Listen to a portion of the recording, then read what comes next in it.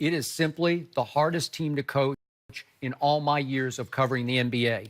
I have no idea how he's going to work through all the rotation problems he's having to work through. And he got a break with the brawl and the suspensions because it sort of clarified the rotation because it took away Rondo, it took away Brandon Ingram. And when they come back, the problems will start up again. I think the mountain is even higher to climb than LeBron even imagined. And we talked earlier, boy, New Orleans looks really good. Denver looks really good. And the Clippers are interesting to me and are going to take pounds of flesh from a lot of Western Conference opponents and might be vying for that 8 spot before it's all over. So all of a sudden, who's the scapegoat here if it goes a little south or if it's just sort of a 500 team as you wobble along into February, March? Somebody's got to go. Somebody has to take the blame. And to me, even though I know Jeannie Buss really loves Luke, I think she loves him personally. Just he's fun to be around. He's a great guy. You've been around him. He's a really good-hearted guy. Does Magic love him? I think he likes Luke. Does LeBron love Luke? Well, he has no reason to love Luke. So, again, LeBron can be difficult to coach, and Brian Shaw is sitting right there. And I have high respect for Brian Shaw. And he got stuck in a bad situation in Denver, and he coached for parts of 2 seasons, and it did not go well. But he is highly regarded, and it would be a very easy segue to move him over one spot to another seat if they felt like they needed to jumpstart in March to make a playoff run just to maybe make the playoffs. It would make sense that the odd man out and the guy with the odds to be the first to go, it would be Luke Walton. So I've thought that from the start. I thought this is the wrong place, the wrong time for Luke. So even when you picked them to, 47 wins, 7 seed, you thought it would be without Luke? Like he still would I just thought it was going to be really different. I didn't know then until, I know we're only 3 games in and it's early, but I'm seeing the problems manifest themselves as you have that are even worse than I thought they're going to be for the Lakers. But the other thing that's just shocking me is the West is even deeper than I thought. And I told you, I didn't have San Antonio in the playoffs. They're still pretty good. I mean, they got 2 All-Stars, right? They got 2 All-Stars. Yeah, I'm with you.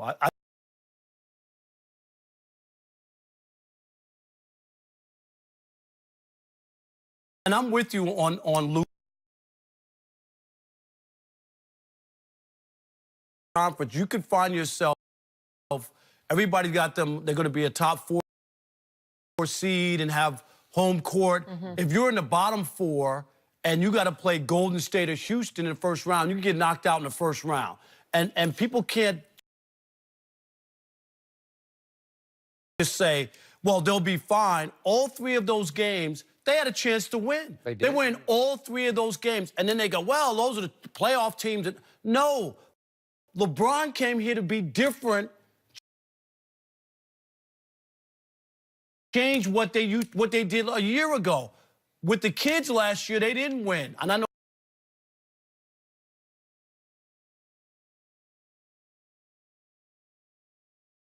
want to take the night off or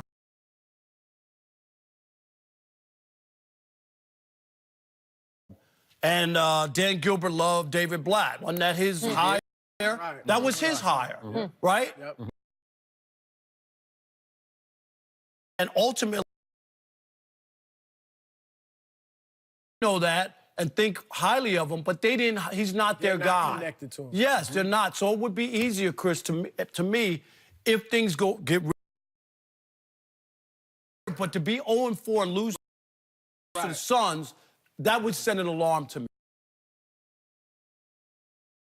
Well, if it really goes south, then and they need a scapegoat, he's the obvious choice. I mean, it's not going to be Pelinka or Magic. It's not going to be LeBron or maybe even some of the other young players. It's going to be Luke Walton. He should clearly be favored because, first of all, if you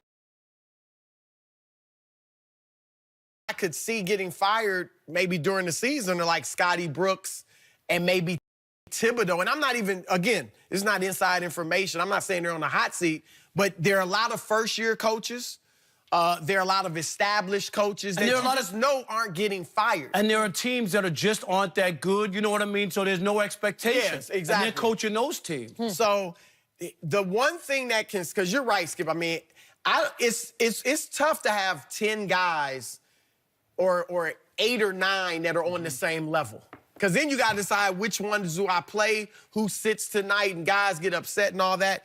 The only thing that I believe that can save Luke, or the strongest chance of him being saved, is if Magic and Pelinka really empower him. They give him the authority, the security to coach the team and to coach LeBron. Yep. And if Luke has the guts to coach LeBron and tell him, you got to do this, you got to do that. Good luck. Well, if the front office empowers him to do it, he can do it. Again, if he's got the fortitude. They didn't bring LeBron here.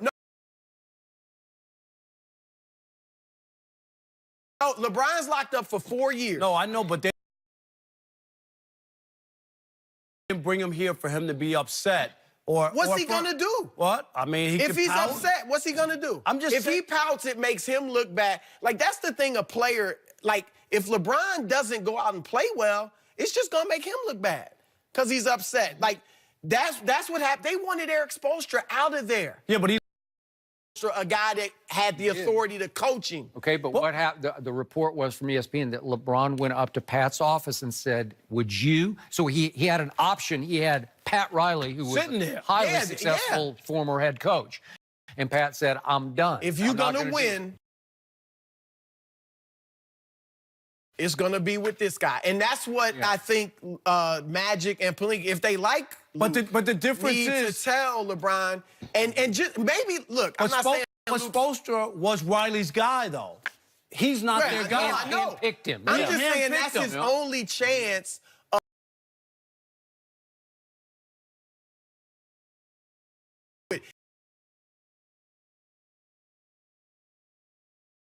Everything's misfit to me because where the glut it manifests itself first is at point guard, because the best point guard on the team by far is LeBron James. He was born to play that position. He's still the best passer in basketball. He's even in the first 3 games. He's had at least one pass a night where I just sat back and said,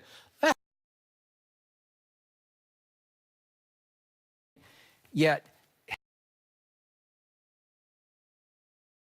out on, and you're kind of whatever on Lonzo. And then Rondo, who at Portland, he was the driving force of the team. And then he wasn't so good against Houston. But again, he's a very valuable piece. And I think LeBron trusts him a little more, even though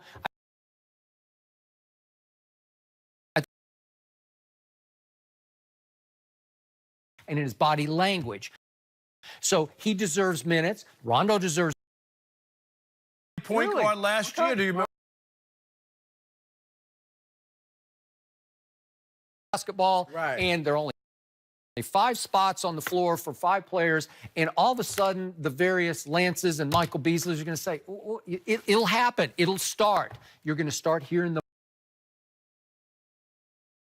Skip that I don't understand. If LeBron kind of figured that this was going to be a year that they were going to see what's going on and like give up the year like they couldn't win, then Lonzo Ball should have been your starting point guard. You got to play the young guy to see if there's anything there. Like Rondo to me is more like a stopgap. The injury too, you know. But even once he's playing, like he may keep it. Maybe when if he plays well. See, I'm not think convinced. If LeBron and Lonzo, if LeBron's on the ball, he can play with Lonzo. The way Lonzo's been shooting. Well, if he's knocking down those threes, shooting threes.